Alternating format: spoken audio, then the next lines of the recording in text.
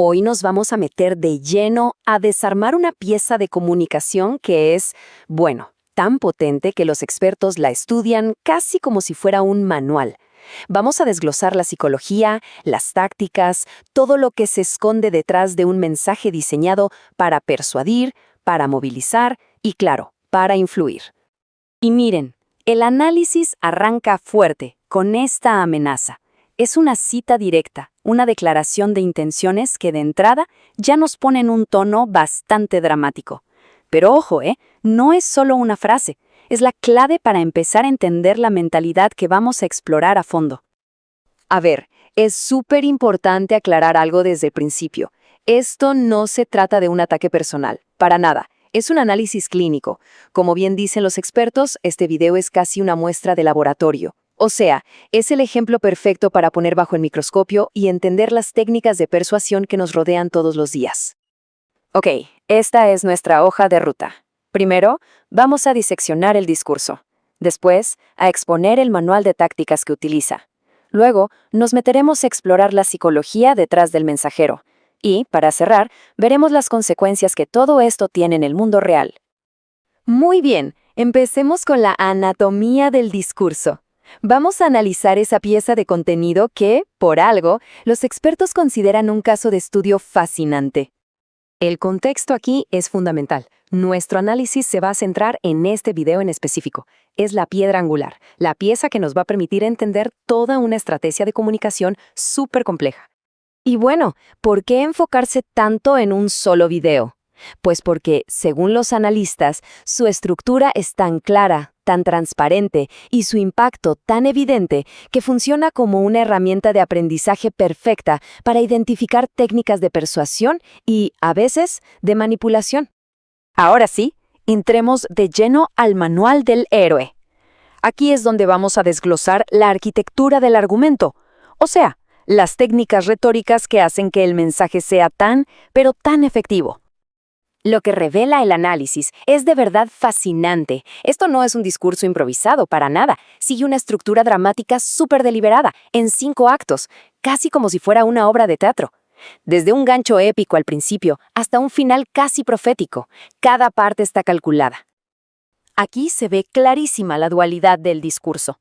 Por fuera, en la superficie, el propósito que se declara es inspirar y enseñar.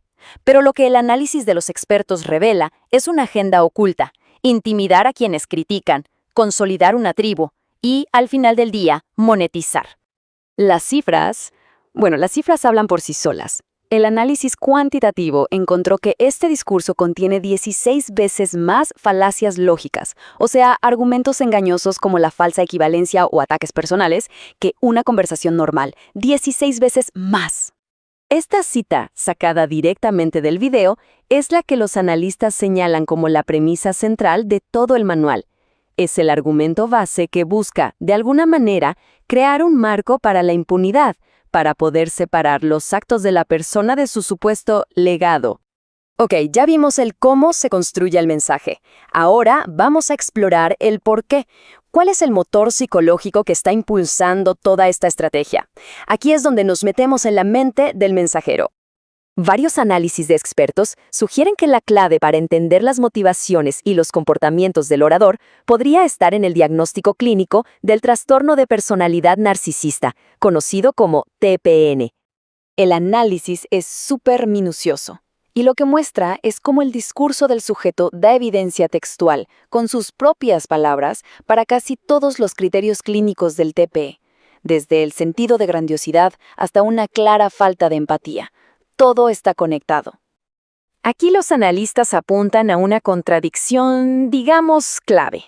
El sujeto se apropia del estoicismo, una filosofía de autocontrol, pero su discurso y sus acciones demuestran justo lo contrario. La conclusión es que lo usa más bien como un marcador de estatus, para sonar prestigioso, pero sin seguir los principios. Para que esta dinámica de nosotros contra ellos funcione, se necesita un mecanismo de defensa muy primitivo que se llama escisión. Y esto lo que hace es eliminar cualquier tipo de matiz. El mundo se parte en dos, los buenos absolutos y los malos absolutos. Y claro, eso alimenta la polarización. Y todo esto, inevitablemente, nos lleva a las consecuencias reales. Porque no estamos hablando solo de palabras en Internet, este manual tiene un impacto tangible en una comunidad, en un modelo de negocio y, al final, en la vida de la gente. El análisis revela un modelo de negocio muy claro.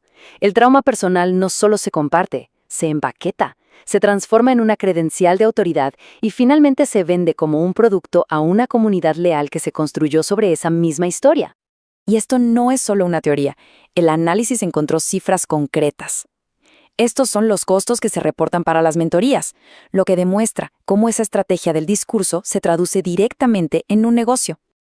Ahora llegamos a una tensión que es fundamental en todo este discurso. Por un lado, se proyecta una imagen de superioridad moral, defendiendo el perdón como un camino hacia la plenitud.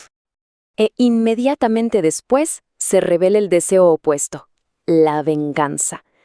Esta contradicción tan frontal, según los expertos, es el mismísimo núcleo del conflicto, el choque entre la imagen que se quiere proyectar y el impulso real que se admite tener.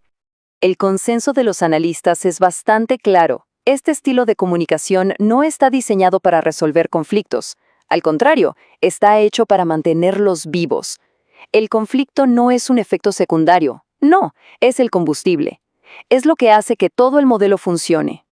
Así que, al final, la conclusión del análisis es que el creador parece estar atrapado en un juego que simplemente no tiene fin, porque su identidad ahora depende de que exista ese conflicto. Y esto nos deja con una pregunta que va mucho más allá de este caso. En un ecosistema digital que, seamos honestos, recompensa la controversia, la pregunta es, ¿quién más está jugando? ¿Y quiénes terminamos siendo las piezas?